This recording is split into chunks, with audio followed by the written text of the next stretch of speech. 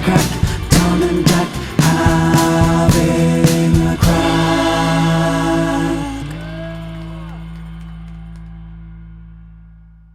Welcome to hey, we're professionals. Welcome to Tom and Jack having the crack. Every week we sit down with another comic, have some crack. This week we're joined by Mr. Lee Hudson. Hey, how you doing, buddy? Thanks for having me.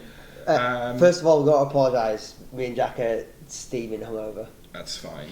And On the water? Yeah, yeah, on the waters. We ended up. What time we were out till last night? 3 o'clock. 3 o'clock in the morning. Nice. It's not good for two middle-aged men randomly on a Friday.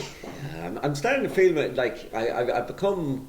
I don't know if this has happened to you yet. Not where we were last night, but I now feel like I look too old to be at a house party. You know?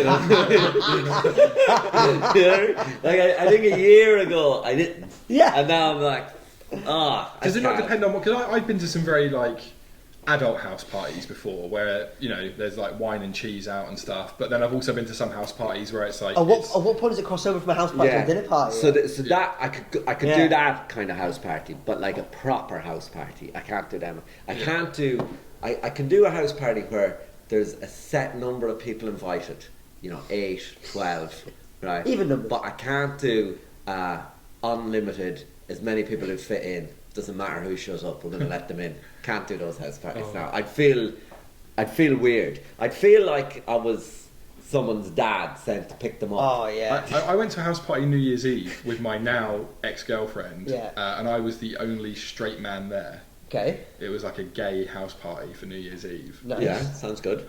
Fun. It was we went with her gay best friends. Yeah. And it was and if she wandered off to talk to some other people just assumed I was gay. Yeah. That was the assumption because everyone else there was. Did you? Was there many people there? How many people are we talking? It was 15 people there. Oh right, so it's not a mad house party. Did you get offended at any point that the hottest guy wasn't speaking to you, and you're like, I think I can do better than him? No. Was there any overt flirting?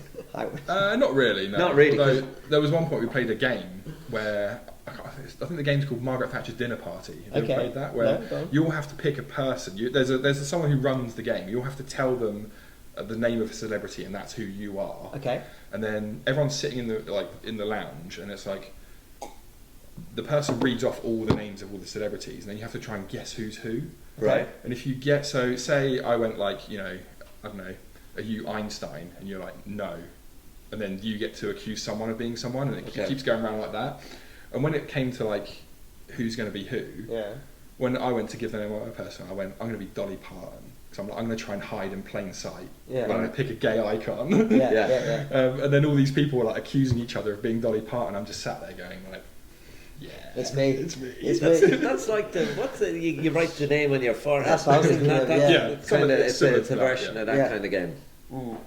Well, that sounds like a very civilised house party. It was pretty civilised. I think you're old enough for that house party. There was a lot of booze. There was a lot of drinking, but other than that, it was pretty tame. There wasn't furniture getting thrown off of balconies or anything. So my brother pulled the biggest faux pas. I think Erica's gonna hate this.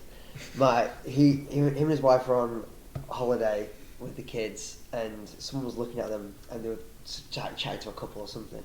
And Lucy, his wife, went, I reckon people just think that we've got a big age gap between us. I reckon people think that we're different ages.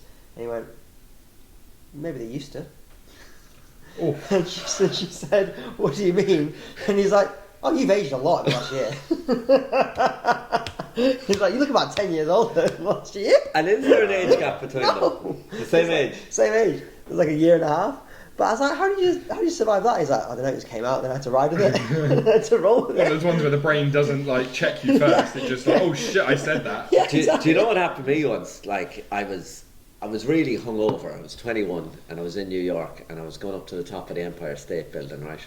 And I don't know if you've ever gone up to the top of the Empire State Building, right? But the first lift you get in goes 10, 20.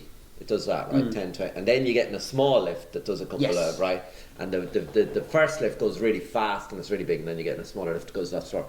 It's 21, I was really hungover, and I was in a packed lift for the slower, smaller lift, and there was a massive American man in the lift, and he jokingly said to the lift, this one's going slow because of me.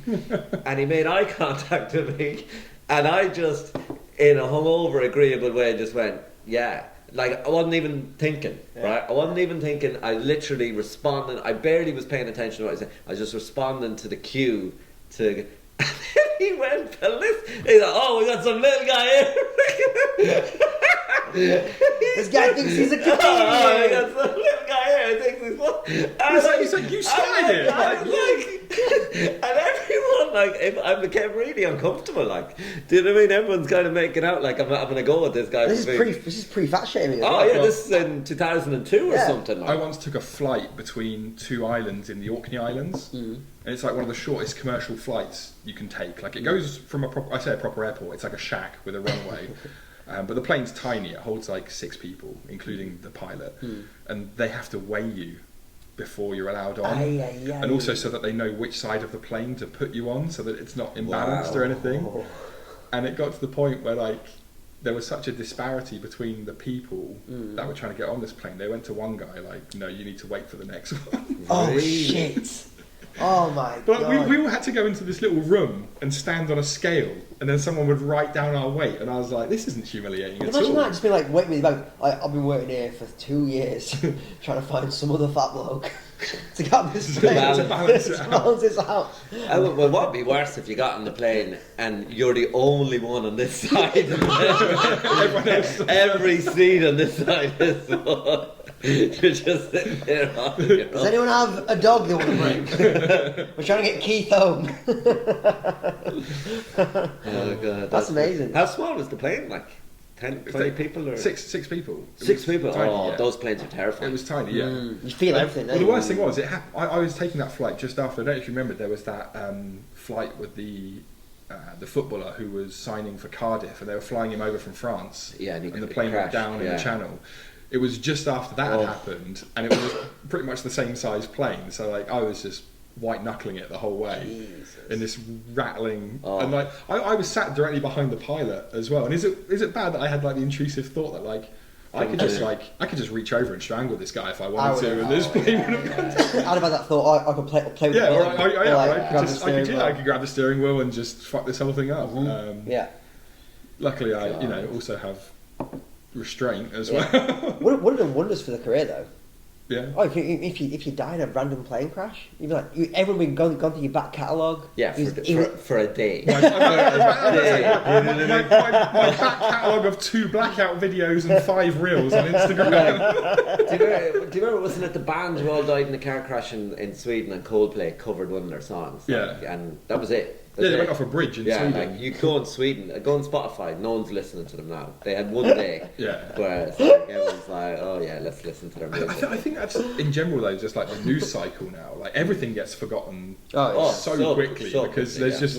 People's attention spans are shorter, and there's just such a deluge of information as well. I think it's definitely easier for people like politicians, people who do scandalous things, because it's just like, sit tight. It'll be gone. Right out. It'll be right out. You can write anything out. And it'll be gone in a couple of days. I was reading this thing. This guy was working on Russian TV, and he was like, this BBC guy went to work at. Is it what's the Russian network? RT. Yeah, that's Russia, right. Russia Today. I was going to call it RTE, but that's and he's like, what they would do is if a news story was out there, they would just fuck up worse the next day. So because there's always something horrific happening. Yeah. Or you can spin anything, like, a nuclear power plant hasn't been tested for a couple of years or whatever.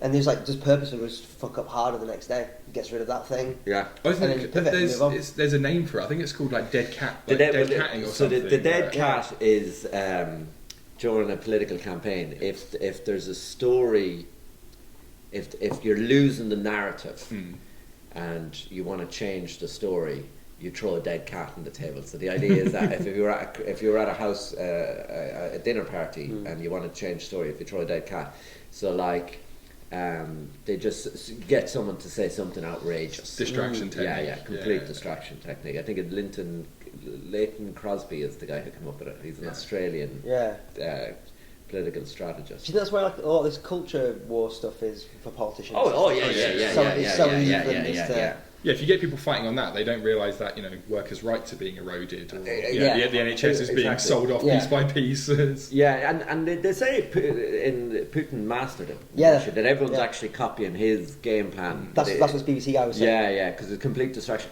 Like I seen the thing one time where he got a gay rights group. He got one of his fixers to fund a gay rights protest. And then they also fund the anti-protest to the protest. So they were manipulating both sides and funding both sides. Basically. It's like a stage play. Like completely. you're orchestrating. And then they'd say, and like they wanted to kick off, and then they'd film it. But do you ever see, like, Adam Curtis has a thing about Russia too, where he said, like, so Putin hired an avant-garde theatre director to be one of his main advisors, and he would orchestrate these kind of events. Wow. And then they would tell the Russian people that they were doing it. So it got to a point where nobody in Russia believed anything. So you can do whatever you want. Exactly. Yeah, just completely delegitimise all forms of media. So everything becomes so bizarre that you just can't believe in anything. So then you can do whatever the hell you want. Yeah, you're right. And then the Western leaders are like,